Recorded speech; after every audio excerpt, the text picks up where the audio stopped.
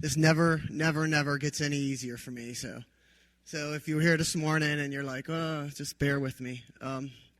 My name is Rob. I grew up right down the street. I've been in Hampden my whole life. I was the son of hardworking parents.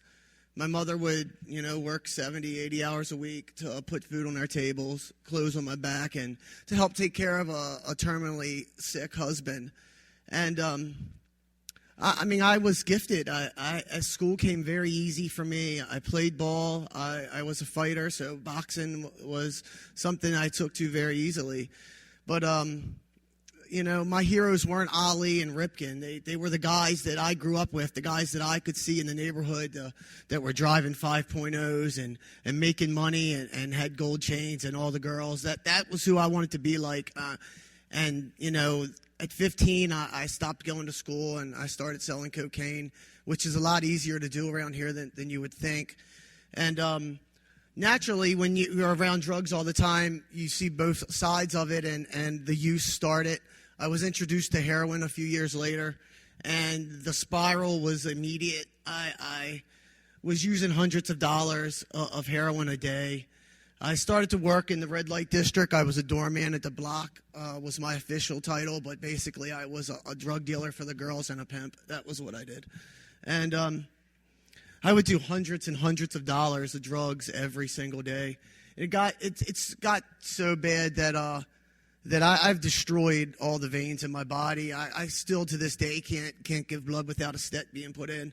So after of years and years of this abuse, I severed both arteries in my arms, the right and left. When I severed the right, I stayed home. I tied it off, and I just kept doing what I was doing. And, I figured it would clot and it would be okay. A few days later, I severed the other arm, and it just bled. I bled out of both arms, and it was horrible. I lost an insane amount of blood that, I can't believe that I'm standing here talking about it today.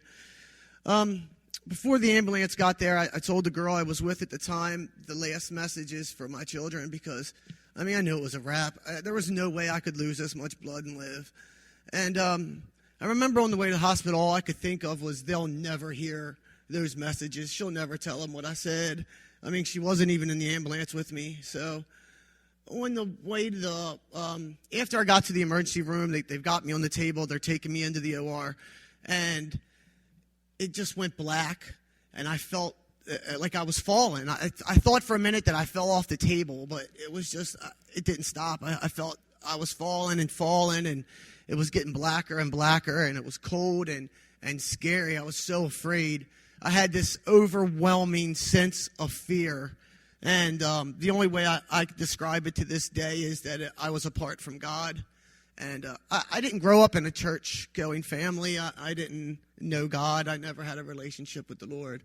So this was a surprising feeling. I was so afraid. I was so afraid. And I woke up in recovery alone and just with a new outlook on life. Before, I didn't care. Death would have been a relief for the life I was living. But when I woke up, I knew that I had to change, that life had to change, that I had kids, I had children, I had so much more to live for. And I started to get myself together. I found a program that worked. I found a psychiatrist to talk to. And then most importantly, I got a letter, a flyer in the mail, maybe 2 years later, that was an Easter giveaway, as a matter of fact. The church was giving away hams and bags for local families. And me and my mother decided to come for the service, too. So we came to the service. I walked through the doors. I sat down in the back like I always do, and I checked the box. I picked up the flyer, and I filled out the connection card. They were in the flyers then. They weren't in the pews. And I checked all the boxes on it.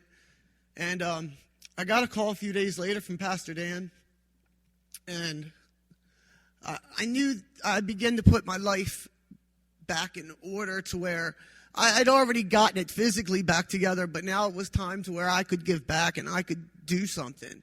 And I seen that God was guiding me that way. And since then, I've been here and I've developed that relationship with my children.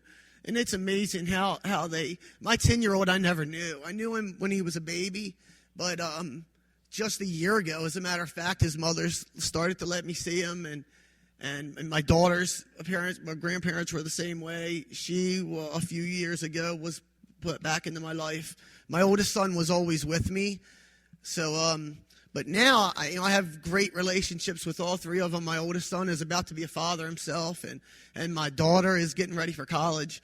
And my 10-year-old is with me every week here, and he just loves being with his dad and spending time with his dad, and I feel blessed every single day that I pray when I wake up, and I pray before I go to bed that before I go to bed I pray that if God takes me, I thank him, and when I wake up I just say thanks for another day and just for letting me be here, and I truly feel that way.